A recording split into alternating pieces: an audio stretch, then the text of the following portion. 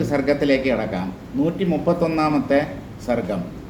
അതിൻ്റെ പേര് ഭാസ സംസാര വർണ്ണനം എന്നാണ്. വിപശ്ചിത്തിന് ഇന്നലെ സഭാവാസികളെല്ലാം കൂടെ ചേർന്ന് ഭാസൻ എന്ന ഒരു പുതിയ പേര് നൽകി. അദ്ദേഹത്തിൻ്റെ നാമകരണം ഇന്നലെ കഴിഞ്ഞു. ആ ഭാസൻ അദ്ദേഹം അനുഭവിച്ച അത്ഭുതകരങ്ങളായ സംസാരങ്ങളെ, പല ലോകങ്ങളെയും കുറിച്ച് വർണ്ണിക്കുകയാണ്. ഇത് നമുക്ക് വേണ്ട എന്ന് വയ്ക്കാം, ദോഷമൊന്നുമില്ല, ഇതിൽ താത്വികമായിട്ടുള്ള ഒന്നുമില്ല. എന്നാലും ഇതിനകത്ത് ഇങ്ങനെയൊക്കെ സാധ്യമാകുമോ? അതായത് ഇംഗ്ലീഷിലൊരു പഴഞ്ചൊല്ലുണ്ട്, fact is sometimes stranger than the fiction. Fact എന്ന് പറഞ്ഞാൽ വസ്തുത ചിലപ്പോൾ കൽപ്പനകളെക്കാളും വിചിത്രമായിരിക്കും. വാസ്തവം എപ്പോഴും കൽപ്പനകളിലാണ് വൈചിത്ര്യമുള്ളത്. വാസ്തവത്തിൽ, അതായത് നമ്മുടെ അനുഭവമണ്ഡലത്തിൽ അത്ര വൈചിത്ര്യം ഇല്ല. മനസ്സിനാണ് എന്തിനേയും ഭാവന ചെയ്യാനുള്ള കഴിവുള്ളത്. പക്ഷേ ചില സമയത്ത് വാസ്തവം അല്ലെങ്കിൽ സത്യമെന്ന് പറയുന്നത് കൽപ്പനയെക്കാളും വിചിത്രമായിരിക്കും. അതുപോലെ നമുക്ക് ഭാവന പോലും ചെയ്യാൻ പറ്റാത്ത കാര്യങ്ങളാണ് ഭാസൻ കണ്ടതായി വാൽമീകി അല്ലെങ്കിൽ വസിഷ്ഠൻ വർണ്ണിക്കുന്നത്. ഈ സർഗം ആരംഭിക്കുന്നത് ദശരഥൻ്റെ സംഭാഷണത്തോടു കൂടിയാണ്. ദശരഥോവാച, ദശരഥൻ എന്താ പറയുന്നത്? ക്ലിഷ്ടോയം യദവിദ്യാർത്ഥം വിപശ്ചിതഃ തദഹം ചേഷ്ടിതം മന്യേ കഷ്ടോ വസ്തുനി കിംഗ്രഹഃ. ക്ലിഷ്ടഃ അയം യദവിദ്യാർത്ഥം, അവിദ്യയ്ക്ക് വേണ്ടി, അവിദ്യയുടെ അന്തം കാണാൻ വേണ്ടി, അവിദ്യയാണ് ദൃശ്യമായി പ്രകടമാകുന്നത് അല്ലെങ്കിൽ പ്രപഞ്ചമായി മുന്നിൽ പ്രകാശിക്കുന്നത് എന്ന സത്യം അറിയാത്തത് കൊണ്ടാണ് പുറമേ അന്വേഷിച്ച് നടന്നത് പ്രപഞ്ചത്തിൻ്റെ അവസാനത്തെ. അപ്പോൾ അവിദ്യയുടെ പുറകെയാണ് പോയത്. പക്ഷേ പുറമേ അന്വേഷിക്കുന്ന ഒരു വ്യക്തിക്ക് അവിദ്യയുടെ അവസാനം ഒരിക്കലും കണ്ടുപിടിക്കാൻ പറ്റില്ല. കാരണം അവിദ്യ സ്ഥിതി ചെയ്യുന്നത് ഈ അന്വേഷിക്കുന്നവൻ്റെ ബുദ്ധിയുടെ ഉള്ളിലാണ്. അവിടെ നിന്നും അതിനെ തത്വവിചാരത്തിൻ്റെ സഹായത്തോടുകൂടി നീക്കം ചെയ്താലല്ലാതെ പുറമേ കാണുന്ന ഈ പ്രപഞ്ചത്തിൻ്റെ അന്തിമ രഹസ്യം പിടികിട്ടാൻ പോകുന്നില്ല. എന്തായാലും ഇദ്ദേഹം വളരെ ക്ലേശിച്ചു എന്നാണ് ദശരഥ രാജാവ് പറയുന്നത്. ക്ലിഷ്ടോയം യത് അവിദ്യാർത്ഥം വിപശ്ചിതഃ തദഹം ചേഷ്ടിതം മന്യേ കഷ്ടോ അവസ്തുനി കിം ഗ്രഹഃ. ഒരുപാട് കഷ്ടപ്പെട്ടു പാവം. വിപശ്ചിത്ത് എന്ന് പേര് മാത്രമേ ഉള്ളൂ. വിപശ്ചിത്ത് എന്ന് പറഞ്ഞാൽ പണ്ഡിതൻ, വിചാരശീലൻ, തത്വവിചാരം ചെയ്യാൻ സമർത്ഥനായവൻ എന്നാണ് വിപശ്ചിത്ത് എന്ന വാക്കിൻ്റെ അർത്ഥം. പക്ഷേ ഇദ്ദേഹത്തിൻ്റെ ചേഷ്ടിതം, ഇദ്ദേഹത്തിൻ്റെ പ്രവൃത്തി, ഇദ്ദേഹത്തിൻ്റെ ചെയ്ത്ത്, അതൊക്കെ തികഞ്ഞ അപണ്ഡിതൻ്റെ പ്രവൃത്തി പോലെ ആയിരുന്നു. അവിപശ്ചിത്തുക്കൾ എങ്ങനെ പ്രവർത്തിക്കുമോ, അജ്ഞാനികൾ, മൂഢന്മാർ എങ്ങനെയാണോ പ്രവർത്തിക്കുന്നത്, അതുപോലെയാണ് വിപശ്ചിത്ത് എന്ന പേരോടുകൂടിയ ഇദ്ദേഹവും പ്രവർത്തിച്ചത്. പേരിൽ മാത്രം പണ്ഡിതനാണ്, പ്രവൃത്തിയിൽ മൂഢനാണ്. ദശരഥ മഹാരാജാവിൻ്റെ തീരുമാനമാണ്. തദഹം ചേഷ്ടിതം മന്യേ കഷ്ടഃ. അദ്ദേഹത്തിൻ്റെ അവസ്ഥയും വളരെ പരിതാപം, അദ്ദേഹത്തിൻ്റെ ഉള്ളിലുള്ള അവിദ്യയും അതോർത്താലും വളരെ കഷ്ടം തോന്നുന്നു. അവസ്തുവിൽ പിടിമുറുക്കി ഈ വിപശ്ചിത്ത്. അവസ്തു എന്ന് പറഞ്ഞാൽ വാസ്തവത്തിൽ ഇല്ലാത്തത്. വസ്തു എന്ന വാക്കിൽ നിന്നാണ് വാസ്തവം എന്ന വാക്കുണ്ടായത്. യഥാർത്ഥത്തിൽ എന്താണോ ഉള്ളത്, സത്യം, പരമാർത്ഥം, അതിൻ്റെ സ്വഭാവമാണ് വാസ്തവം എന്ന് പറയുന്നത്. പാരമാർത്ഥ്യം, വസ്തുത എന്നൊക്കെ പറയുന്നത് വസ്തുവിൻ്റെ സ്വഭാവമാണ്. പക്ഷെ എന്താണ് വസ്തുവെന്ന് പിടികിട്ടാത്തവൻ മായയിൽ കുടുങ്ങിപ്പോകും. ആ വസ്തുവിനെ വസ്തുവാണെന്ന് തെറ്റിദ്ധരിക്കും. ഭ്രമത്തിനെ സത്യമെന്ന് കരുതും. അവസ്തുനി കിം ഗ്രഹ, ഇല്ലാത്ത ഈ പ്രപഞ്ചത്തിൻ്റെ അന്തം കാണാനാണ് ഈ വിപശ്ചിത്ത് ശ്രമിച്ചത്. അവസ്തുവിനെ പിടിച്ചാൽ അത് പിടികിട്ടുമോ? നമുക്കതിനെ പിടിക്കാൻ സാധ്യമല്ല. വസ്തു യഥാർത്ഥത്തിൽ ഉള്ളതിനെ അന്വേഷിക്കൂ, ഉള്ളതിനെ മാത്രമേ പിടികിട്ടുകയുള്ളൂ. ഇല്ലാത്തതിനെ പിടിക്കാൻ നോക്കിയാൽ അത് ഇല്ലാത്തതായതുകൊണ്ട് തന്നെ അത് പിടിതരികയില്ല. അത് നമ്മളെ ഭ്രമിപ്പിച്ചുകൊണ്ടേയിരിക്കും. എന്താണെന്ന് നമുക്ക് മനസ്സിലാക്കാൻ പറ്റാതെയിരിക്കും. എത്ര അന്വേഷിച്ചാലും പുറമേയുള്ള പ്രപഞ്ചത്തിൻ്റെ രഹസ്യം അവിദ്യ നശിക്കാതെ പിടികിട്ടാൻ പോകുന്നില്ല. അയം വിപശ്ചിത് അവിദ്യാർത്ഥം ദിഗന്ധദർശനലക്ഷണം അപുരുഷാർത്ഥരൂപാം അവിദ്യാമുദ്ദിശ്യ യത് ക്ലിഷ്ടഃ ക്ലേശാൻ അനുഭൂതവാൻ തത്സർവം അഹം അവിപശ്ചിതഃ അജ്ഞസ്യ ആത്മജ്ഞാനശൂന്യസ്യ അസ്യ ഭ്രാന്തിരൂപം വൃഥാചേഷ്ടിതം മന്യേ. ദശരഥൻ ആൾ മോശക്കാരനല്ല എന്നാണ് അദ്ദേഹത്തിൻ്റെ വാക്കുകളിലൂടെ തെളിയിക്കുന്നത്. ഒന്നുമില്ലെങ്കിലും ശ്രീരാമൻ്റെ പിതാവല്ലേ. അപ്പോൾ അതിൻ്റെ ഒരു കുറേയൊക്കെ ഗുണം ദശരഥനിലും കാണാൻ കഴിയുന്നുണ്ട്. വൃദ്ധനാണെങ്കിലും ഈ വസിഷ്ഠൻ മഹർഷിയുടെ ഉപദേശം അദ്ദേഹവും അച്ഛനും മോനും കൂടെയാണല്ലോ കേട്ടുകൊണ്ടിരിക്കുന്നത്. ദശരഥനും കേൾക്കുന്നുണ്ട്, ദശരഥ പത്നിമാരായ 3 മാതാക്കളും കേൾക്കുന്നുണ്ട്, രാമനും സഹോദരന്മാരും സഭാവാസികളും ഈ ലോകത്തുള്ളവരും മറ്റു ലോകങ്ങളിലുള്ളവരുമായ അനേകം മുനിജനങ്ങളും എല്ലാവരും കേട്ടുകൊണ്ടിരിക്കുകയാണ്.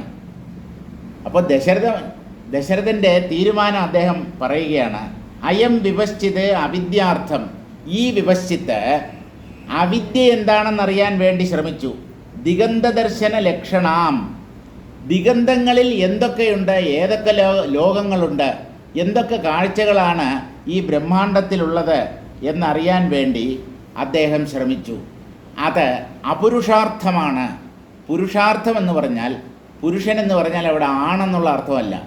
മനുഷ്യനായി ജനിച്ച ഏതൊരു വ്യക്തിയും പുരുഷാർത്ഥത്തെയാണ് നേടാൻ ശ്രമിക്കേണ്ടത്. പുരുഷാർത്ഥങ്ങൾ 4 ധർമ്മം, അർത്ഥം, കാമം, മോക്ഷം. അതിൽ പരമപുരുഷാർത്ഥമായി വർണ്ണിക്കപ്പെടുന്നത് മോക്ഷമാണ്. മറ്റുള്ളതൊക്കെ മോക്ഷത്തിന് സഹായകങ്ങളായിരിക്കുമെങ്കിൽ അവയെയും നമുക്ക് അംഗീകരിക്കാം. ധർമ്മം, ധാർമ്മികമായി ജീവിതം നയിക്കുക. അർത്ഥം, അങ്ങനെ സത്യസന്ധമായി ധാർമ്മികമായി ജീവിക്കുന്നതിലൂടെ ധനമാർജിക്കുക, പണം സമ്പാദിക്കുക. അതാണ് അർത്ഥം. ആ പണം കൊണ്ട് ന്യായമായ ആഗ്രഹങ്ങളെ പൂർത്തീകരിക്കുക. എല്ലാറ്റിലും ന്യായവും ധർമ്മവും ഉണ്ടാവണം. കൊക്കിലൊതുങ്ങുന്നതേ കൊത്താവൂ. ഒരിക്കലും നമ്മൾ ആഗ്രഹിക്കാൻ പാടില്ലാത്ത കാര്യങ്ങളെ ആഗ്രഹിച്ച് അവസാനം നിരാശയിൽ ആണ്ടുപോകരുത്. ആഗ്രഹിക്കുന്നതിനും ഒരു ലിമിറ്റുണ്ട്, ഒരു പരിധിയുണ്ട്.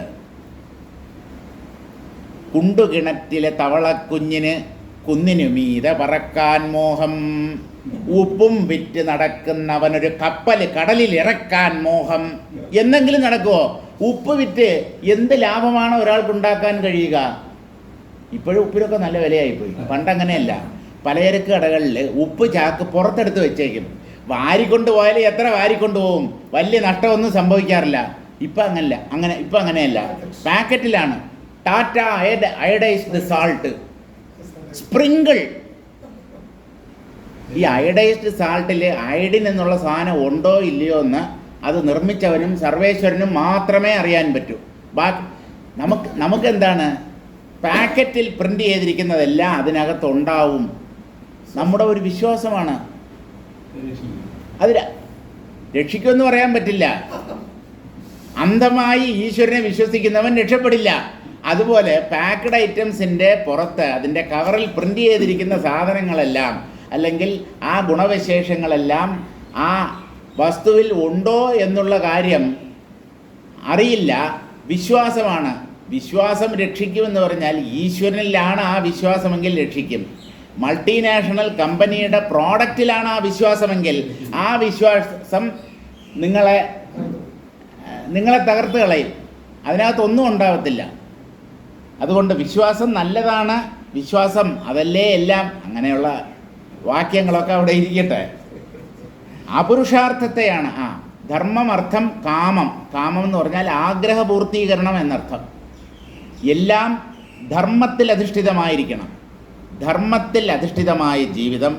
അങ്ങനെ ജീവിക്കുമ്പോൾ ഒരാൾ നേടുന്ന ധാർമ്മികമായ സ്വത്ത് അല്ലെങ്കിൽ ധനം, ആ ധനത്തെ ഉപയോഗിച്ചുകൊണ്ട് വിനിയോഗിച്ച് ധാർമ്മികമായി ആഗ്രഹങ്ങളെ പൂർത്തീകരിക്കുക.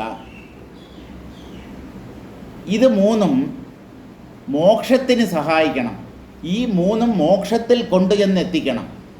നമ്മുടെ അന്തിമമായ ലക്ഷ്യം, അല്ലെങ്കിൽ മനുഷ്യനായി ജനിച്ച ഒരു വ്യക്തി അവസാനം നേടേണ്ടത് മോക്ഷമാണ്. അതാണ് പരമമായ പുരുഷാർത്ഥം, പരമപുരുഷാർത്ഥം. മറ്റേത് മൂന്നും ആ മോക്ഷത്തിലേക്ക് എത്താനുള്ള പടവുകളായി മാറണം, അല്ലെങ്കിൽ പ്രയോജനമില്ല. ഇദ്ദേഹം അപുരുഷാർത്ഥ രൂപാം അവിദ്യാം, അവിദ്യയുടെ പുറകെ പോവുക എന്നുള്ളത് മനുഷ്യന് യോജിച്ച പ്രവൃത്തിയല്ല. അവിദ്യയുടെ പുറകെ പോയാൽ ഒരിടത്തും എത്തില്ല. അവിദ്യയുടെ രഹസ്യം അവിദ്യയ്ക്കകത്തിരുന്ന് അന്വേഷിച്ചാൽ ഒരിക്കലും കിട്ടില്ല. അങ്ങനെയുള്ള അപുരുഷാർത്ഥ രൂപമായ അവിദ്യയെ മനസ്സിലാക്കാനായി യത് ക്ലിഷ്ടഃ ക്ലേശാൻ അനുഭൂതവാൻ, ഇദ്ദേഹം എന്തൊക്കെ ദുരിതങ്ങളാണ് അനുഭവിച്ചത്, ക്ലേശങ്ങളാണ് അനുഭവിച്ചത്. തത് സർവം, അതെല്ലാം തന്നെ അഹം, ദശരഥൻ പറയുകയാണ്, ഞാൻ അവിവശ്ചിതഃ അജ്ഞസ്യ ആത്മജ്ഞാനശൂന്യസ്യ അസ്യ ഭ്രാന്തിരൂപം വൃഥാചേഷ്ടിതം മന്യേ.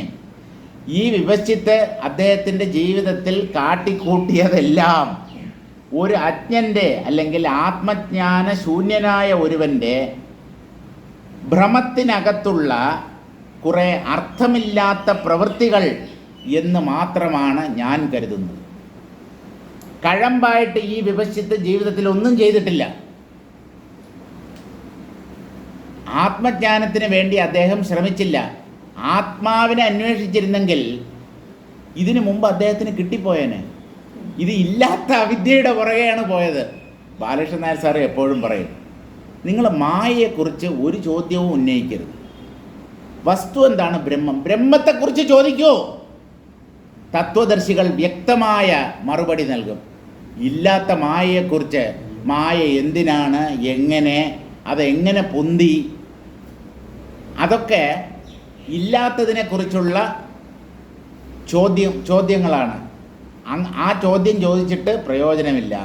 ഉള്ളതിനെക്കുറിച്ച്, സത്യത്തെക്കുറിച്ച്, വസ്തുവിനെക്കുറിച്ച് ചോദിക്കൂ. ഞങ്ങൾ യുക്തിയുക്തം മറുപടി പറയാം. അവിദ്യ അല്ലെങ്കിൽ മായയെക്കുറിച്ചാണ് നിങ്ങളുടെ ചോദ്യമെങ്കിൽ ആ അവിദ്യ അല്ലെങ്കിൽ മായ വാസ്തവത്തിൽ ഇല്ലാത്തതാണ്. ഇല്ലാത്തതിനെക്കുറിച്ച് ചോദ്യം ചെയ്തിട്ട് എന്ത് കാര്യം? ഇല്ലാത്തതിനെക്കുറിച്ചുള്ള ചോദ്യം തന്നെ അസംബന്ധമാണല്ലോ. അതിന് ഉത്തരം കിട്ടണമെന്ന് ശഠിക്കുന്നത് അതിനേക്കാളും വലിയ അബദ്ധമാണ്. ഉള്ളതിനെക്കുറിച്ച് ചോദിക്കൂ എന്നാണ് മഹാത്മാക്കളെല്ലാം പറഞ്ഞിട്ടുള്ളത്. അപ്പോൾ ഇദ്ദേഹം ഭ്രമത്തിൽപ്പെട്ട് എന്തൊക്കെയോ കാട്ടിക്കൂട്ടി ഈ വിവശ്ചിത്ത് എന്നാണ് ഞാൻ കരുതുന്നത് എന്ന് ദശരഥൻ പറയുന്നു. എന്തുകൊണ്ട് അദ്ദേഹം ഇങ്ങനെ ഒരു തീരുമാനം ദശരഥൻ എടുക്കാൻ എന്താണ് കാരണം എന്ന് ചോദിച്ചാൽ, യതഃ, എന്തുകൊണ്ടെന്നാൽ അവസ്തുനി മിഥ്യാഭൂതേ ദിഗന്ധദർശനാദി കൗതുകേ കുത്സിതഃ ഗ്രഹഃ കിം ഗ്രഹഃ അവശ്യം സാധയാമീതി ദുരാഗ്രഹഃ കഷ്ടഃ ക്ലേശഫല ഇത്യർത്ഥഃ. അവസ്തു അല്ലെങ്കിൽ മിഥ്യ, യഥാർത്ഥത്തിൽ ഇല്ലാത്തത്, ഇല്ലാതിരുന്നാലും ഉള്ളതുപോലെ തോന്നുന്നത്, അതാണ് ഭ്രമം, മായ, അവിദ്യ, മിഥ്യ എന്നീ പേരുകളിൽ അറിയപ്പെടുന്നത്. ആ മിഥ്യയായ ദിഗന്ധ ദർശനം ഈ പ്രപഞ്ചത്തിൽ 8 ദിക്കുകളിൽ എന്താണ് ഉള്ളത് എന്നുള്ളത് അറിയാനൊരു കൗതുകം തോന്നിയല്ലോ ഈ വിവശ്ചിത്തിന്. ആ കൗതുകം തന്നെ അവിദ്യയിൽ നിന്ന് ജനിച്ചതാണ്. കുത്സിതഃ ഗ്രഹഃ കിം ഗ്രഹഃ, അനാവശ്യമായ ആഗ്രഹം, അതാണ് കിം ഗ്രഹം. ഇല്ലാത്തതിനെ മുറുകെ പിടിക്കുക, ഇല്ലാത്തതിൻ്റെ രഹസ്യം കണ്ടുപിടിക്കാൻ ശ്രമിക്കുക. ഇല്ലാത്തതിനെ ഇല്ലാത്തതാണെന്ന് അറിഞ്ഞാൽ മാത്രം മതി. അതിനെക്കുറിച്ച് വേറെ ചോദ്യങ്ങളില്ല, ചർച്ചയില്ല, ശില്പശാലകളില്ല, ഒന്നുമില്ല. ഇല്ലാത്തതിനെ ഇല്ലാത്തത് എന്ന് മാത്രം അറിഞ്ഞാൽ മതി. ജ്ഞാനം, ആത്മജ്ഞാനം എന്നതുകൊണ്ടും അത്രയേ ഉദ്ദേശിക്കുന്നുള്ളൂ. ജഗത്ത് മിഥ്യയാണ്, ആത്മാവ് മാത്രമാണ്, അല്ലെങ്കിൽ ബ്രഹ്മം മാത്രമാണ് സത്യം എന്ന് അറിയുക, അത്രയേ വേണ്ടൂ. അപ്പോൾ കുത്സിതമായ എന്ന് പറഞ്ഞാൽ നിന്ദ്യമായ, നീചമായ ഒരു പിടിവാദം ഈ വിപശ്ചിത്ത് അംഗീകരിച്ചു. അവശ്യം സാധയാമീതി, ഞാൻ തീർച്ചയായും ഈ ദൃശ്യമണ്ഡലത്തിൻ്റെ അവസാനം കണ്ടെത്തും. എവിടെയാണ് ഈ ദൃശ്യപ്രപഞ്ചം അവസാനിക്കുന്നത് എന്ന് കണ്ടെത്തിയേ ഞാൻ അടങ്ങൂ. എന്തിനിങ്ങനെ ഒരു നിർബന്ധം? അങ്ങനെയുള്ള ആ നിർബന്ധം ദുരാഗ്രഹമാണ് എന്നാണ് ദശരഥൻ പറയുന്നത്.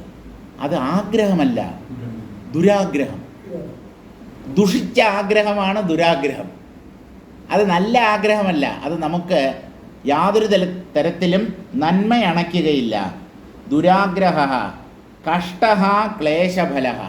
ആ ദുരാഗ്രഹത്തിൻ്റെ ഫലമാണ് ദുരിതങ്ങൾ, അല്ലെങ്കിൽ ക്ലേശങ്ങൾ, കഷ്ടങ്ങൾ. ആ കഷ്ടങ്ങൾ ഇദ്ദേഹം അനുഭവിക്കാൻ കാരണം ഇദ്ദേഹം ഇല്ലാത്തതിൽ പിടിമുറുക്കിയത് കൊണ്ടാണ്. ഇല്ലാത്തതിൻ്റെ അവസാനം കണ്ടെത്തും എന്ന് പിടിവാശി ഉണ്ടായിരുന്നത് കൊണ്ടാണ്. ഒരൊറ്റ ശ്ലോകം കൊണ്ട് ദശരഥ രാജാവിൻ്റെ അഭിപ്രായം അദ്ദേഹം പ്രകടിപ്പിച്ചു കഴിഞ്ഞു. ഇനി സംസാരിക്കുന്നത് വാൽമീകിയാണ്. ഈ ഇടയ്ക്കിടയ്ക്ക് ഈ വാൽമീകി എവിടെ നിന്നാണ് കയറി വരുന്നതെന്ന് ചോദിച്ചാൽ, വാൽമീകിയും ആ സദസ്സിലുണ്ടായിരുന്നു കേട്ടോ. ഗ്രന്ഥകാരനാണ് വാൽമീകി. വസിഷ്ഠനെയും രാമനെയും നിമിത്തമാക്കി ഈ ഗ്രന്ഥം രചിച്ചത് വാൽമീകിയാണ്. പക്ഷേ ആ ദശരഥ സഭയിൽ വാൽമീകിയും ഒരംഗമാണ്. അദ്ദേഹം അവിടെ ഉണ്ടായിരുന്നു. അപ്പോൾ ദശരഥൻ ഇങ്ങനെ പറഞ്ഞ് അവസാനിപ്പിച്ചപ്പോൾ വാൽമീകി പറഞ്ഞു, ശ്രീ വാൽമീകിരുവാച അസ്മിന്നവസരേ തത്ര രാജ്ഞഃ പാർശ്വേ വ്യവസ്ഥിതഃ പ്രസംഗപതിതം വാക്യം വിശ്വാമിത്രോഭ്യുവാചഃ. വാൽമീകി എന്തു പറഞ്ഞു എന്ന് ചോദിച്ചാൽ, ഇവിടെ ഗ്രന്ഥകാരനായി നിൽക്കുന്ന വാൽമീകിയാണ് പറയുന്നത്. ഈ കഥ അവതരിപ്പിക്കുന്നത്, വസിഷ്ഠരാമ സംവാദം അവതരിപ്പിക്കുന്നത് വാൽമീകിയാണ്. ആ വാൽമീകി എന്ത് പറഞ്ഞു എന്ന് ചോദിച്ചാൽ, അസ്മിൻ അവസരെ, ഈ സന്ദർഭത്തിൽ, തത്ര രാജ്ഞഃ പാർശ്വേ, ഈ ദശരഥൻ്റെ സമീപത്ത്, അദ്ദേഹത്തിൻ്റെ അടുത്ത്, വ്യവസ്ഥിതഃ ഇരിക്കുന്നവനായ വിശ്വാമിത്ര മഹർഷി പ്രസംഗപതിതം വാക്യം അഭ്യുവാചഃ, സാന്ദർഭികമായി ഒരു കാര്യം പറഞ്ഞു. ഇതുവരെ വിശ്വാമിത്ര മഹർഷി വാ തുറന്നിട്ടില്ല, മിണ്ടാതെ കേട്ടുകൊണ്ടിരിക്കുകയായിരുന്നു. വസിഷ്ഠ മഹർഷിയാണ് സംസാരിച്ചുകൊണ്ടിരുന്നത്. ഇടയ്ക്കിടെ രാമൻ ചില ചോദ്യങ്ങൾ ചോദിക്കും. ഇങ്ങനെയാണ് പോയിക്കൊണ്ടിരുന്നത്. ഇപ്പോൾ ദശരഥൻ്റെ അടുത്തുള്ള, അദ്ദേഹത്തിൻ്റെ സമീപത്തിൽ ആസനസ്ഥനായിരുന്ന വിശ്വാമിത്ര മഹർഷി സന്ദർഭത്തിന് അനുയോജ്യമായ ഒരു വാക്യത്തെ പറഞ്ഞു. എന്താണ് അദ്ദേഹം പറഞ്ഞത്?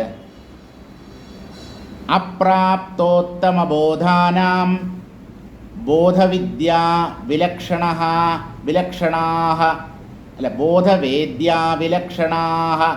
ഭവന്ത്യേവം വിധാരാജൻ ബഹൂനാം ബഹവോ ഭൃശം.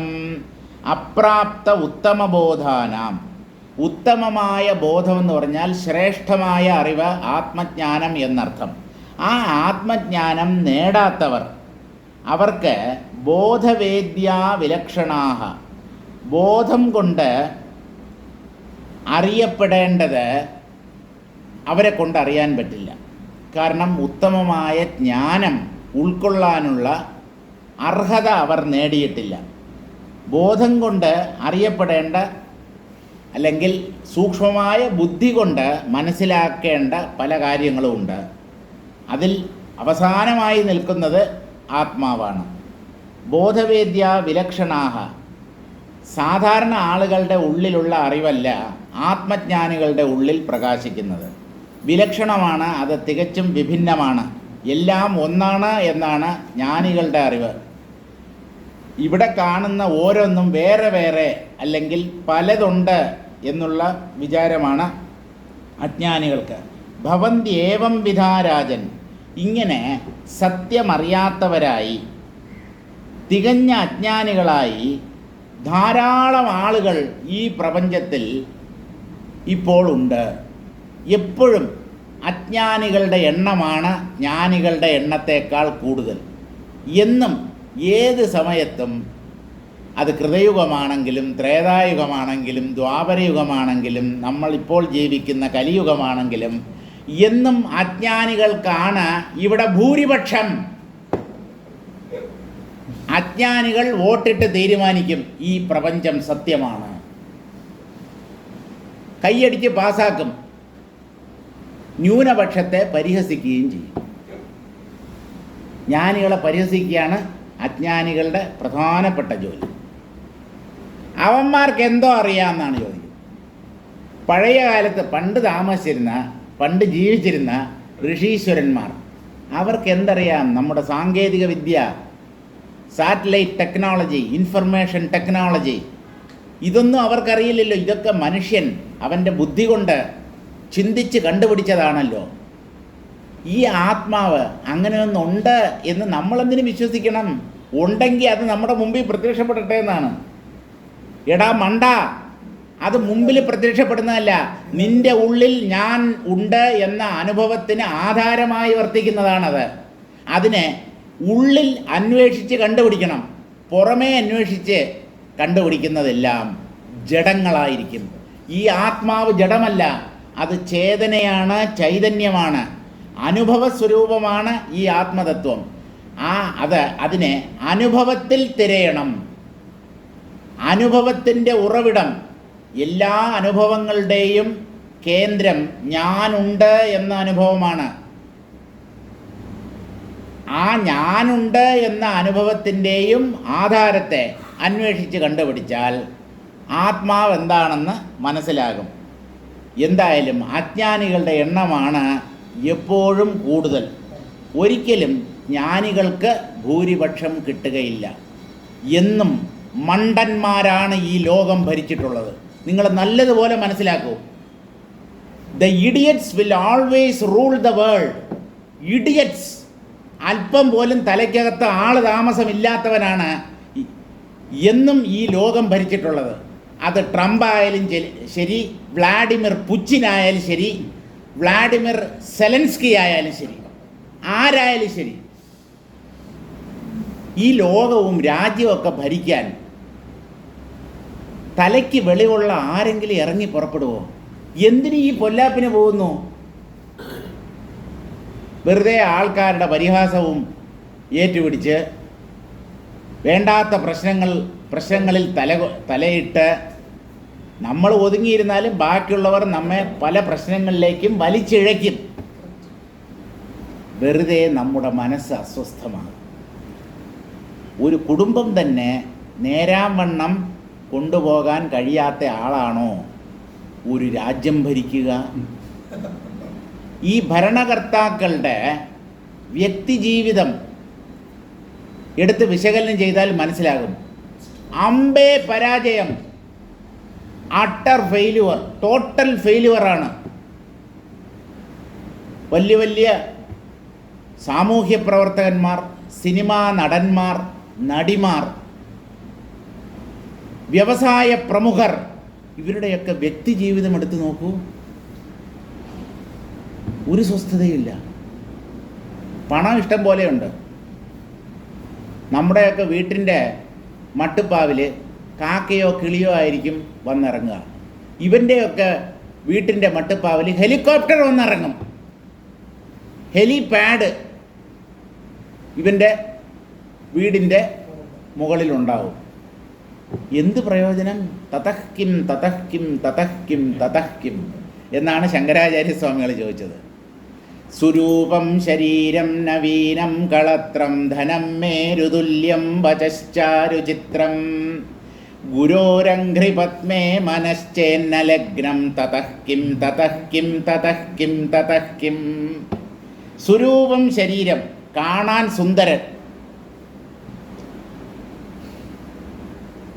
ഏത് സ്ത്രീയും മോഹിച്ചു പോകും, അത്രയും സൗന്ദര്യമുള്ള ഒരു പുരുഷൻ. നവീനം കളത്രം, ഈ ഇടയ്ക്ക് കല്യാണം കഴിഞ്ഞതേ ഉള്ളൂ. നവദമ്പതികൾ, ആ കല്യാണം കഴിഞ്ഞ ആദ്യത്തെ ഒരു 2-3 മാസമൊക്കെ ഉണ്ടല്ലോ, അപ്പം മാത്രമേ ഈ വിവാഹ ജീവിതം സുഖകരമായി അനുഭവപ്പെടൂ. അത് കഴിഞ്ഞാൽ വേണ്ടിയിരുന്നില്ല.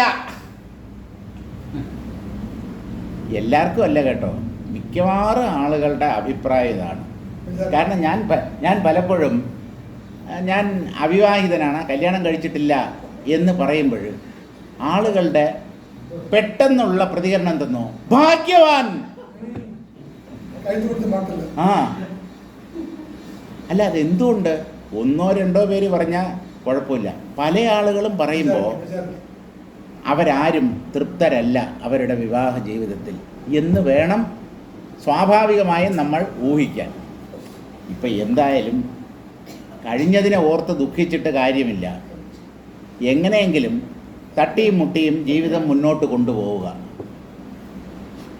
ചട്ടിയും പാത്രമൊക്കെ ആയാൽ തട്ടിയും മുട്ടിയിരിക്കും. ഇനി ഒട്ടും രക്ഷയില്ല എന്ന് കണ്ടു കഴിഞ്ഞാൽ ഡിവോഴ്സ്. നിനക്ക് നിൻ്റെ വഴി, എനിക്ക് എൻ്റെ വഴി.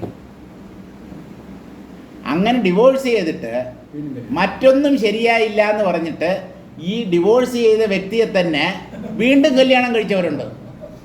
അതായത് തമ്മിൽ ഭേദം തൊമ്മൻ. അതായത് മറ്റുള്ളവരുടെ കൂടെയുള്ള ജീവിതം അതിനേക്കാളും താൻ വിവാഹം ചെയ്തു കൊണ്ടുവന്ന ആ സ്ത്രീയുമായുള്ള ജീവിതമാണ് മെച്ചം, അതാണ് ബെറ്റർ എന്ന് അയാൾക്ക് പിന്നീട് ബോധോദയം ഉണ്ടായി കാണും. അങ്ങനെയുണ്ട്. ഡൈവേഴ്സ് ചെയ്തിട്ട് അതേ സ്ത്രീയെ തന്നെ കല്യാണം കഴിച്ച ആൾക്കാരുണ്ട്.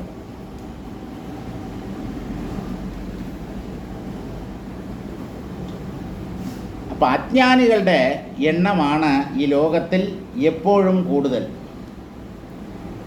രാജവാക്യ ശ്രവണാത് ഉദ്ബുദ്ധ വടധാനാഹ രാജപുത്ര കഥാസംസ്കാരോ വിശ്വാമിത്രഃ പ്രസ്തുത വിപശ്ചിത് വൃത്താന്ത വർണ്ണന പ്രയോജന ദാർഢ്യ ഹേതുത്വാത് ഉപേക്ഷാനർഹാം താം കഥാം ആഹ ഇതി വാൽമീകിരാഹ അസ്മിന്നിതി. അതായത് ഓരോരുത്തർ ഓരോ കാര്യം അവതരിപ്പിക്കുമ്പോൾ ആ വാക്കുകൾ ശ്രോതാക്കളിൽ മറ്റ് തരത്തിലുള്ള ചലനങ്ങൾ ഉണ്ടാക്കും. അപ്പോൾ അവരുമൊക്കെ എന്തെങ്കിലുമൊക്കെ പറയും. രാജവാക്യ ശ്രവണാത്, ദശരഥ രാജാവിൻ്റെ വാക്കുകൾ കേട്ടിട്ട് ഉദ്ബുദ്ധ വടധാന രാജപുത്ര കഥാസംസ്കാര, വടധാനന്മാർ എന്ന് പേരുള്ള രാജകുമാരന്മാരുണ്ടായിരുന്നു. എല്ലാവർക്കും കൂടെ ചേർത്ത് വടധാനന്മാർ എന്നാണ്. ആ വടധാനന്മാരുടെ കഥ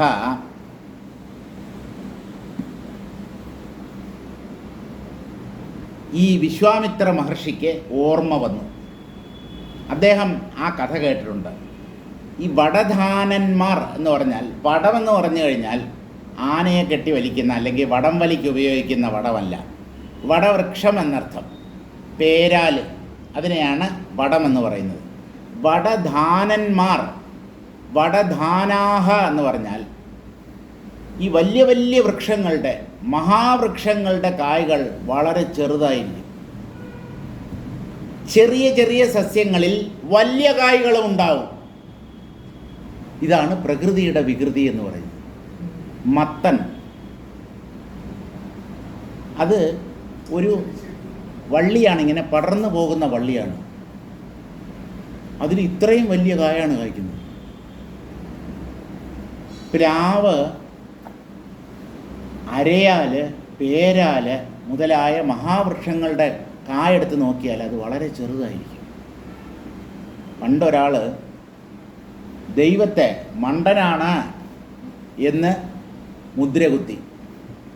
അതായത് വേനൽക്കാലത്ത് അദ്ദേഹം ഇങ്ങനെ യാത്ര ചെയ്യുകയായിരുന്നു. വല്ലാതെ അവശനായി ക്ഷീണിച്ചു വിയർത്തൊലിച്ച് അവസാനം ഒരു അരയാൽ മരത്തിൻ്റെ തണലിൽ അദ്ദേഹം എത്തിച്ചേർന്നു. അല്പനേരം വിശ്രമിക്കാം, ഒരു ചെറിയ തണുപ്പുണ്ട്, നല്ല കാറ്റുണ്ട്, വെയിലില്ല. അപ്പോൾ ആ തണലിൽ അദ്ദേഹം ഇങ്ങനെ കിടന്നുകൊണ്ട് ഇങ്ങനെ മുകളിലേക്ക് നോക്കിയപ്പോൾ ആ അരയാൽ മരത്തിൽ ധാരാളം കായ്കൾ കായ്ച്ചു നിൽക്കുന്നത് കണ്ടു. ഈ വ്യക്തി ആലോചിക്കാൻ തുടങ്ങി, ഇത്രയും വലിയ വൃക്ഷം, ആ വൃക്ഷത്തിൻ്റെ സൈസിന് ആനുപാതികമായ കായ്കളല്ലേ അതിലുണ്ടാവേണ്ടത്? വലിയ വൃക്ഷത്തിൽ ചെറിയ കായ്കൾ. ഈശ്വരൻ മണ്ടനാണ്, അദ്ദേഹത്തിന് ബുദ്ധിയില്ല, അദ്ദേഹം വേണ്ട പോലെ ആലോചിക്കാതെയാണ് സൃഷ്ടി നടത്തിയത് എന്ന് വിചാരിച്ചു. അങ്ങനെ വിചാരിച്ചുകൊണ്ടിരുന്ന അവസാനം തളർച്ച കാരണം അദ്ദേഹം ഉറങ്ങിപ്പോയി. ഉറങ്ങിക്കഴിഞ്ഞപ്പോൾ ഈ അരയാൽ മരത്തിൻ്റെ ഏറ്റവും മുകളിൽ നിന്ന് ഒരു കായ പഴുത്തോ വാടിയോ താഴെ വീണത് ഇദ്ദേഹത്തിൻ്റെ മൂക്കിൽ, കൃത്യമായി മൂക്കിൻ്റെ അറ്റത്ത് തന്നെ ആ കായ പതിച്ചു. ഇത്ര ഉയരത്തിൽ നിന്ന് വരുന്നതുകൊണ്ട് നല്ല പോലെ വേദനിച്ചു. ഇദ്ദേഹം ഞെട്ടി ഉണർന്നു നോക്കിയപ്പോൾ ആരടാ എൻ്റെ ഉറക്കം കെടുത്തിയത്? നോക്കിയപ്പം ചെറിയ ഒരു കായ. അദ്ദേഹം വീണ്ടും ആലോചിച്ചു, ദൈവത്തിന് തെറ്റുപറ്റിയിട്ടില്ല, മത്തങ്ങയോ ചേനയോ പോലെ വലിയ ഒരു കായാണ് ഈ അരയാൽ മരത്തിൽ കാച്ചിരുന്നതെങ്കിൽ ഇപ്പോൾ ഞാൻ ജീവനോടെ ഉണ്ടാവുമായിരുന്നില്ല. ഇത്രയും ഭാരമുള്ള ഒരു സാധനം മോളിൽ നിന്ന് വീണ് കഴിഞ്ഞാൽ ഒന്നും ഉണ്ടാവത്തില്ല. അപ്പോൾ ദൈവത്തെ കുറ്റപ്പെടുത്തുന്നതിന് മുമ്പ് 100 പ്രാവശ്യം ആലോചിക്കുക. നമ്മെക്കാളും ബുദ്ധിശക്തിയും സാമർഥ്യവും ദൈവത്തിന് കൂടുതലാണ്. അത് അംഗീകരിക്കാതെ താൻ കേമനാണ് എന്ന് കരുതുന്നത് കൊണ്ടാണ് ദൈവത്തെ ആളുകൾ കുറ്റപ്പെടുത്തുന്നത്. അപ്പോൾ ഈ വടധാനാഹ എന്ന് പറഞ്ഞാൽ വടവൃക്ഷത്തിൻ്റെ കായുടെ ഉള്ളിലുള്ള ചെറിയ വിത്തുകൾ. ആ കായ പൊട്ടിച്ച് നോക്കിയിട്ടുണ്ടോ? ചെറിയ തരികൾ, വിത്ത്, വളരെ ചെറിയ വിത്തുകൾ. ആ ഓരോ വിത്തിൽ നിന്നാണ് ഓരോ മഹാവൃക്ഷം ഉണ്ടാകുന്നത്. ഈ ആലിനെയും പേരാലിനെയും ഒക്കെ അത്ര പെട്ടെന്ന് നശിപ്പിക്കാൻ പറ്റില്ല. മിക്കവാറും ഇങ്ങനെയുള്ള മരങ്ങൾ വളരുന്നത് നമ്മുടെ വീട്ടിൻ്റെ മുകളിലുള്ള വാട്ടർ ടാങ്ക് ഉണ്ടല്ലോ, ആ വാട്ടർ ടാങ്കിൻ്റെ സൈഡിലാണ്. കാരണം കാക്ക എവിടുന്നെങ്കിലുമൊക്കെ കൊത്തി അതിൻ്റെ കൊക്ക് കൊണ്ട് ഇതിൽ കൊണ്ട് തേക്കും. അപ്പോൾ അതിൻ്റെ കൊക്കിൽ ഒട്ടിക്കൊണ്ടിരുന്ന ആ ആലിൻ്റെയോ പേരാലിൻ്റെയോ ആ കായുടെ ഉള്ളിലുള്ള ചെറിയ തരികൾ അവിടെ എങ്ങാനും പറ്റിപ്പിടിക്കും. ഒരു മഴ കഴിയുമ്പോൾ, അല്ലെങ്കിൽ മഴ തന്നെ വേണമെന്നില്ല, പെട്ടെന്ന് ഏത് സാഹചര്യത്തിലും അല്പം പോലും വെള്ളം കിട്ടാത്ത സാഹചര്യത്തിൽ പോലും ഈ മഹാവൃക്ഷങ്ങളുടെ വിത്തുകൾ വളരും. നമ്മൾ എത്ര പ്രാവശ്യം അതിനെ പിഴുതു കളഞ്ഞാലും അല്ലെങ്കിൽ അതിൻ്റെ ഇലകളൊക്കെ ഇങ്ങനെ നുള്ളിക്കളഞ്ഞാലും അതിൻ്റെ വേര് അല്പമെങ്കിലും ബാക്കിയുണ്ടെങ്കിൽ അതിൽ നിന്ന് അവൻ വീണ്ടും കിളിർക്കും. എൻ്റെ ഒരു മെയിൻ ജോലി ഇതാണ്. വാട്ടർ ടാങ്കിൻ്റെ സൈഡിലുള്ള, അതുപോലെ വീടുകളുടെ മുകളിൽ ഈ അരയാലും പേരാലും ഒക്കെ വളരും. അതിനെ ഉന്മൂലനാശം ചെയ്തില്ലെങ്കിൽ വീടിന് തന്നെ അത് ബലക്ഷയം ഉണ്ടാക്കും. അപ്പോൾ ആ അരയാലിൻ്റെ കായുടെ ഉള്ളിലുള്ള ചെറിയ ചെറിയ തരികൾ പോലെയുള്ള വിത്തുകളാണ് വടധാനങ്ങൾ എന്നറിയപ്പെടുന്നത്. ആ വടധാനങ്ങൾ എന്നുള്ളത് രാജകുമാരന്മാരുടെ പേരാണ്. കുറേ രാജകുമാരന്മാരുണ്ടായിരുന്നു.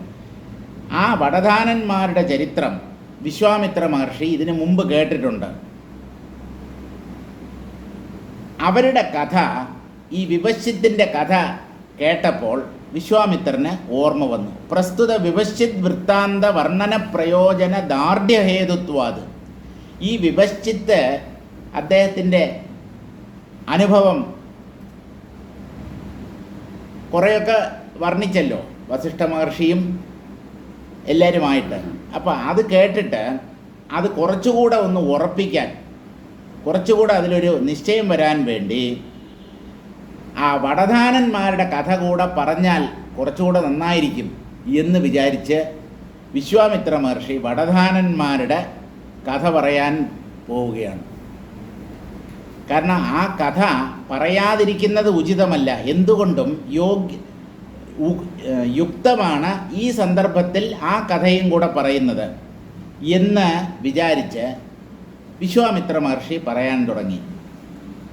അദ്യ സപ്തദശം വർഷലക്ഷമക്ഷീണ നിശ്ചയാഃ ഏവമേവ ഭ്രമന്തോസ്യാം വടധാനാ ഭുവി സ്ഥിതാഃ. വടധാനന്മാർ എന്ന് പേരുള്ള കുറേ രാജകുമാരന്മാർ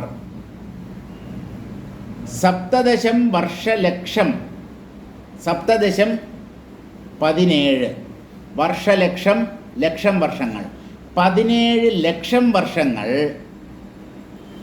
നിരന്തരം പ്രയത്നിച്ചുകൊണ്ട്, എന്തോ ഒരു ലക്ഷ്യം നേടാൻ വേണ്ടിയാണ് നിരന്തരം പ്രയത്നിച്ചുകൊണ്ടിരുന്നു. നിശ്ചയദാർഢ്യത്തോടുകൂടി 17 ലക്ഷം വർഷങ്ങൾ ഈ വടധാനന്മാർ പ്രവർത്തിച്ചു കൊണ്ടിരുന്നു. ഭ്രമന്തഃ, അവർ ചുറ്റി നടന്നു. എന്താണ് അവരുടെ ഉദ്ദേശം എന്നുള്ളത് ഇനി പറയും. അവർ ഇങ്ങനെ ചുറ്റിത്തിരിഞ്ഞുകൊണ്ടേയിരുന്നു. വടധാന ഭുവിസ്ഥിതാഹ, എവിടെയാണ് അവർ ചുറ്റിത്തിരിഞ്ഞത്? ഈ ഭൂമിയിൽ തന്നെ. ഹേ രാജൻ, ത്വയാ സമ്യഗേവോക്തം. വിശ്വാമിത്രൻ ദശരഥനെ നോക്കി സംസാരിക്കുകയാണ്. അല്ലയോ മഹാരാജാവേ, ത്വയാ സമ്യഗേവോക്തം, അങ്ങ് പറഞ്ഞത് തികച്ചും യുക്തം തന്നെ, വളരെ യോജിച്ച ഒരു കാര്യം തന്നെയാണ് അങ്ങ് പറഞ്ഞത്. യതഃ ന പ്രാപ്ത ഉത്തമബോധ തത്വജ്ഞാനം യൈഹി. ആരാണോ ഉത്തമബോധം അല്ലെങ്കിൽ തത്വജ്ഞാനം വേണ്ടവണ്ണം നേടാത്തത്, തഥാവിധാനാം ബഹൂനാം, അങ്ങനെയുള്ള അനേകം അജ്ഞാനികൾക്ക് ഏവം വിധ വിലക്ഷണ വിചിത്ര ബഹവോ ഭ്രാന്തിരൂപ ബോധാഹ, അവരുടെ ചിന്തകൾ, അവരുടെ സങ്കല്പങ്ങൾ അത് ശാഖോപശാഖകളായി പിരിയും. വിചിത്രങ്ങളായ ഭ്രമദൃശ്യങ്ങളെ അവരുടെ അവിദ്യ കലർന്ന മനസ്സ് തന്നെ അവരുടെ മുന്നിൽ ഉണ്ടാക്കി കാണിക്കും. ഇത് തന്നെയാണ് ഭഗവത്ഗീതയിൽ ശ്രീകൃഷ്ണനും പറയുന്നത്. ബഹുശാഖാ ഹ്യനന്താശ്ച ബുദ്ധയോ അവ്യവസായിനാം. വ്യവസായി എന്ന് പറഞ്ഞാൽ ഇൻഡസ്ട്രിയലിസ്റ്റ് എന്നുള്ള അർത്ഥത്തിലല്ല. വ്യവസായം എന്നുള്ള വാക്കിന് ദൃഢനിശ്ചയം, ഉറച്ച തീരുമാനം എന്നാണ്. ഒന്നേ ഉള്ളൂ എന്ന് ഉറപ്പ് വരാത്ത ബുദ്ധിയുള്ളവർ, അതായത് പലതുണ്ട് എന്ന് ഭ്രമിക്കുന്നവർ, അവരുടെ ബുദ്ധി ശാഖോപശാഖകളായി പടർന്ന് പന്തലിക്കും. അവർക്കൊരിക്കലും സത്യമെന്താണെന്നറിയാൻ കഴിയുകയില്ല. അവർ ചിന്തിച്ച് ഒരിടത്തും എത്താത്തവരായി ജീവിതം മുഴുവൻ ചിന്തിച്ചു കൊണ്ടിരിക്കും. ഒരു തീരുമാനത്തിലെത്താൻ അവരെ കൊണ്ട് കഴിയില്ല. അവർക്ക് ജീവിതത്തിൽ ഒരു സ്വസ്ഥതയും ഉണ്ടാവുകയുമില്ല. സത്യമെന്താണ് എന്നുള്ള കാര്യത്തിൽ ഉറപ്പ് വരണം. അങ്ങനെ ഉറപ്പ് വന്ന ബുദ്ധിയെയാണ് വ്യവസായാത്മിക ബുദ്ധിരേകേഹ ഗുരുനന്ദന. അർജുന, ഈ വ്യവസായ ബുദ്ധിയെ ശരണം പ്രാപിക്കൂ. വ്യവസായം ചെയ്യാനുള്ള ബുദ്ധി എന്നല്ല, ഒന്നേ ഉള്ളൂ, സർവം ബ്രഹ്മമയം എന്ന് ഉറപ്പ് വന്ന ബുദ്ധിയെ ശരണം പ്രാപിക്കൂ. അതല്ലാതെ നിനക്ക് ജീവിതത്തിൽ സ്വസ്ഥത അനുഭവിക്കാൻ കഴിയില്ല. അപ്പോൾ ഉത്തമ ബോധം എന്ന് പറഞ്ഞാൽ തത്വജ്ഞാനം, ഒന്നേ ഉള്ളൂ എന്നുള്ള നിശ്ചയം, അത് ഇല്ലാത്തവർക്ക് അവരുടെ എണ്ണമാണ് കൂടുതൽ. ബഹൂനാം ഏവം വിധ വിലക്ഷണ. വിലക്ഷണം എന്ന് പറഞ്ഞാൽ വിചിത്രം. അവരുടെ മനസ്സ് എന്തൊക്കെയോ ഉണ്ടാക്കി കാണിക്കും. അവർ അതിൽ ഭ്രമിച്ചു പോവുകയും ചെയ്യും. ബഹവോ ഭ്രാന്തിരൂപ ബോധാഹ. അറിവ് പലതായി പിരിയുകയില്ല. അജ്ഞാനമാണ് ശാഖോപശാഖകളായി പടർന്നു പന്തലിക്കുന്നത്. ജ്ഞാനം അത് നേടിക്കഴിഞ്ഞാൽ മനസ്സ് അടങ്ങുകയാണ് ചെയ്യുന്നത്. ബുദ്ധിക്ക് വിശ്രമമാണ് പിന്നെ ലഭിക്കുക. അജ്ഞാനികളുടെ മനസ്സാണ് പലതും ചിന്തിച്ച് ഒരെത്തും പിടിയും കിട്ടാതെ അവസാനം മോഹത്തിലും നിരാശയിലും ജീവിതം അവസാനിപ്പിക്കുന്നത്. അപ്പോൾ വിലക്ഷണ വിചിത്ര ബഹവോ ഭ്രാന്തിരൂപ ബോധാഹ. അറിവ് എന്ന് പറഞ്ഞാൽ ഇവിടെ അജ്ഞാനികളുടെ അറിവ് എന്ന് പറഞ്ഞാൽ അവിദ്യ അല്ലെങ്കിൽ അജ്ഞാനം. അത് പല ശാഖകളായി പിരിയുന്നു. തദ്വേദ്യ വാസനാമയാഹ അനന്തകോടി ജഗദ്രൂപാഹ അർത്ഥാശ്ച. വാസനയാണ് പലതായി പിരിയുന്നത്. വാസനയുടെ ആധാരം അധിഷ്ഠാനം എന്ന് പറയുന്നത് അവിദ്യയാണ്. അവിദ്യ നശിപ്പിക്കപ്പെടാത്തത് കൊണ്ടാണ് വാസനകൾ തുടർന്ന് നിലനിൽക്കുന്നത്, പുതിയതായി വാസനകൾ സഞ്ചയിക്കുന്നത്. അപ്പോൾ ആ വാസനാമയങ്ങളാണ് അനന്തകോടി ജഗത്തുക്കൾ എന്ന് പറഞ്ഞാൽ വാസനയുള്ളവർ വെറുതെ ഉണ്ടെന്ന് കരുതി ഭ്രമിക്കുന്നു. അവരുടെ മുന്നിലാണ് പ്രപഞ്ചം സത്യമെന്ന പോലെ കാണപ്പെടുന്നത്. ഈ പ്രപഞ്ചവും ആ പ്രപഞ്ചത്തിലുള്ള വസ്തുക്കളും ജീവികളും എല്ലാം ഭൃശം ഭവന്തി, എല്ലാം ഉള്ളതുപോലെയായിത്തീരുന്നു. വക്ഷ്യമാണ് കഥാപീഠിക രചനം. ഒരു പുതിയ കഥ പറയാൻ പോവുകയാണ് വസിഷ്ഠ മഹർഷിയല്ല, വിശ്വാമിത്രൻ. അപ്പോൾ അതിനുള്ള ഒരു പീഠിക അല്ലെങ്കിൽ ആമുഖം രചിക്കുകയാണ് വിശ്വാമിത്ര മഹർഷി. ഭൂമേരന്താവലോകാർത്ഥമദ്യാപ്യുദ്വേഗവർജിതം പ്രവൃത്താന നിവർത്തന്തേ വഹനാത് സരിതോ യഥാ. എത്ര കാലമായി ഈ വടധാനന്മാർ എന്ന പേരോടുകൂടിയ രാജകുമാരന്മാർ ഈ ഭൂമിയിൽ ചുറ്റിത്തിരിയുന്നു എന്ന് ചോദിച്ചാൽ 17 ലക്ഷം വർഷങ്ങളായിട്ട് അവർ അലഞ്ഞുകൊണ്ടിരിക്കുകയാണ് ഈ ഭൂമിയിൽ. എന്താണ് അവരുടെ ലക്ഷ്യം, ഉദ്ദേശ്യം എന്ന് ചോദിച്ചാൽ ഭൂമേരന്താവലോകാർത്ഥം, ഈ ഭൂമിയുടെ അവസാനം എവിടെയാണ് എന്ന് കണ്ടുപിടിക്കണം. ഭൂമി ഏതാണ്ട് ഗോളാകൃതിയിലുള്ളതാണ്. നല്ല ഗോളമല്ല, പെർഫെക്റ്റ് സ്ഫിയർ അല്ല, ഏതാണ്ടൊരു സ്ഫെറോയിഡ് എന്നാണ് പറയുന്നത്. അതായത് മുട്ടയല്ല, മത്തങ്ങയുടെ ഷേപ്പ്. നടുക്ക് ബൾജ് ചെയ്തിരിക്കും. മുകളിൽ, അതായത് നല്ല ഒരു ഗോളത്തെ മുകളിലും താഴെയുമായിട്ട് ഇങ്ങനെ പ്രസ് ചെയ്താൽ നടുക്കിങ്ങനെ ഗ്ലോബൊക്കെ നല്ല പൂർണ്ണ ഗോളാകൃതിയാണ്. അങ്ങനെയല്ല ഭൂമിയുടെ ആകൃതി. അപ്പോൾ അത്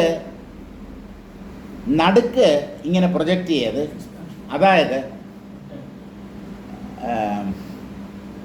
2 ധ്രുവങ്ങൾക്കിടയിലുള്ള ദൂരമെന്ന് പറയുന്നത് ഭൂമധ്യരേഖയിൽ നേരെ എതിരെയുള്ള 2 സ്ഥലങ്ങളുടെ ദൂരത്തെക്കാളും കുറവാണ്. ഈ ഡിസ്റ്റൻസ്, വെർട്ടിക്കൽ ഡിസ്റ്റൻസ് ഹൊറിസോണ്ടൽ ഡിസ്റ്റൻസിനേക്കാളും വളരെ കുറവാണ്. കാരണം നടുക്കിങ്ങനെ തള്ളിയിരിക്കുകയാണ്, പ്രൊജക്റ്റ് ചെയ്തിരിക്കുകയാണ്. അപ്പോൾ അങ്ങനെയുള്ള ഒന്നാണ് ഈ ഭൂമി. ഈ ഭൂമിയുടെ അന്തം എന്ന് പറഞ്ഞാൽ ഗോളത്തിൻ്റെ അന്തം കാണാൻ ഒരു ഉറുമ്പ് ഗോളത്തിലൂടെ സഞ്ചരിക്കാൻ തുടങ്ങി എന്ന് ഭാവന ചെയ്യുക. എന്നെങ്കിലും ആ ഗോളത്തിൻ്റെ അവസാനം കണ്ടെത്താൻ പറ്റുമോ? കറങ്ങി കറങ്ങി കറങ്ങി അതിന് ചുറ്റും തന്നെ വരും. വൃത്തത്തിലൂടെ സഞ്ചരിക്കുന്നതും ഗോളോപരിതലത്തിലൂടെ സഞ്ചരിക്കുന്നതും ആ സഞ്ചാരം ഒരിക്കലും അവസാനിക്കുകയില്ല, ഒരറ്റവും നമുക്ക് കാണാൻ പറ്റില്ല. അപ്പോൾ ഇവർ ഭൂമിയുടെ അന്തം കാണാനായി കഴിഞ്ഞ 17 ലക്ഷം വർഷങ്ങളായി ശ്രമിച്ചു കൊണ്ടിരിക്കുന്നു. ഇപ്പോഴും അവർ അറ്റം അല്ലെങ്കിൽ അന്തം കണ്ടിട്ടില്ല ഭൂമിയുടെ. ഭൂമേരന്താവലോകാർത്ഥം അദ്യാപ്യുദ്വേഗവർജിതം. അവർക്ക് ഇനിയും ഈ ഭൂമിയുടെ അന്തം കാണാനുള്ള അതിശക്തമായ ആഗ്രഹമുണ്ട്. അവരുടെ ആഗ്രഹം ഒടുങ്ങുന്നില്ല. എപ്പോഴെങ്കിലും നമുക്ക് ഈ ഭൂമിയുടെ ഒരറ്റത്തെത്താൻ പറ്റും എന്ന് വിചാരിച്ചാണ് അവർ ഇപ്പോഴും ശ്രമിച്ചുകൊണ്ടിരിക്കുന്നത്. പ്രവൃത്ത ന നിവർത്തന്തേ. ഇപ്പോഴും അവരുടെ ഉദ്യമത്തിൽ നിന്ന് അവർ പിന്തിരിഞ്ഞിട്ടില്ല.